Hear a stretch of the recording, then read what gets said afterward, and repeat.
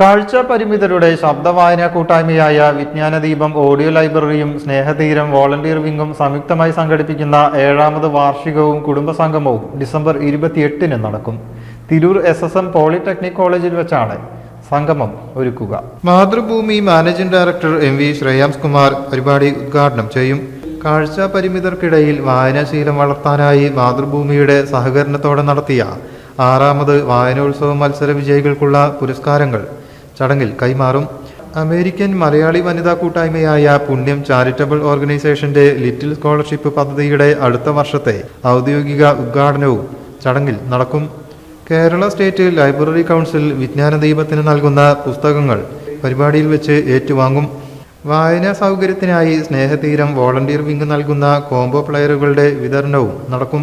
വിവിധ മേഖലയിലുള്ള പ്രമുഖരും സംഗമത്തിൽ സംബന്ധിക്കും. വിജ്ഞാനദീപത്തിന്റെ 6ാമത് സംഘമാണ് ഈ വരുന്ന ഞായറാഴ്ച നമ്മുടെ തിരൂരിലെ ഏറ്റവും വലിയ സ്നേഹ കൂട്ടായ്മയായിട്ടുള്ള സ്നേഹതീരത്തിന്റെ സഹായത്തോടുകൂടി സ്നേഹതീരത്തിന്റെ 100ഓളം വരുന്ന വോളണ്ടിയേഴ്സും കേരളത്തിന്റെ വ്യത്യസ്ത ഭാഗങ്ങളുള്ള 100-150ഓളം വരുന്ന കാഴ്ച വെല്ലുവിളി നേരിടുന്ന ആളുകളും പിന്നെ നമുക്ക് വേണ്ടി വായിക്കുന്ന 100ഓളം വോളണ്ടിയേഴ്സും ചേർന്നിട്ടുള്ള 350-400 ആളുകൾ പങ്കെടുക്കുന്ന ഒരു വലിയ പ്രോഗ്രാം ആയിട്ടാണ് നമ്മൾ ഈ വരുന്ന ഞായറാഴ്ച തിരൂര് SSM പോളിടെക്നിക്കിൽ വെച്ചിട്ട് ഒരു ഏകദിന പ്രോഗ്രാം സംഘടിപ്പിക്കുന്നത്. പരിപാടിയുടെ ഉദ്ഘാടനം പ്രമുഖ രാഷ്ട്രീയ, സാമൂഹിക, സാംസ്കാരിക രംഗത്തൊക്കെ സജീവ സാന്നിധ്യമായിട്ടുള്ള മാതൃഭൂമിയുടെ മാനേജിംഗ് ഡയറക്ടർ കൂടിയായിട്ടുള്ള ശ്രീ MV ശ്രേയാംസ് കുമാർ നിർവഹിക്കും.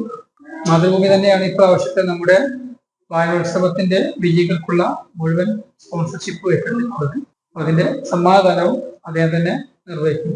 ആളുകളുടെ ഈ ഓഡിയോ വായന, ശ്രവ്യ വായന പരമാവധി പ്രൊമോട്ട് ചെയ്യുന്നതിന് വേണ്ടിയിട്ട് അവർക്ക് അതിനു വേണ്ടി ഉപയോഗിക്കുന്ന ഒരു ഡിവൈസ്, കോംബോ പ്ലെയർ എന്ന് പറയും, അത് സ്നേഹതീരത്തിന്റെ ഒരു ഭാഗമായി ചടങ്ങിൽ വെച്ച് വിതരണം ചെയ്യപ്പെടും.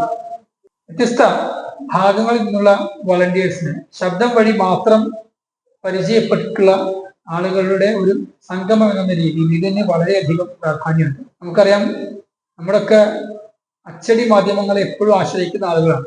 കാഴ്ചയില്ലാത്തത് കൊണ്ട് അവർക്ക് അപ്രാപ്യമായിട്ടുള്ള ഈ വായന എന്ന അതിമഹത്തായ ഒരു തപസ്യയാണ് ഈ വിജ്ഞാനദീപം പോലുള്ള കൂട്ടായ്മകൾ.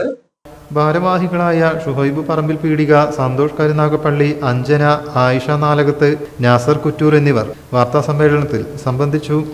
News bureau, Tirur.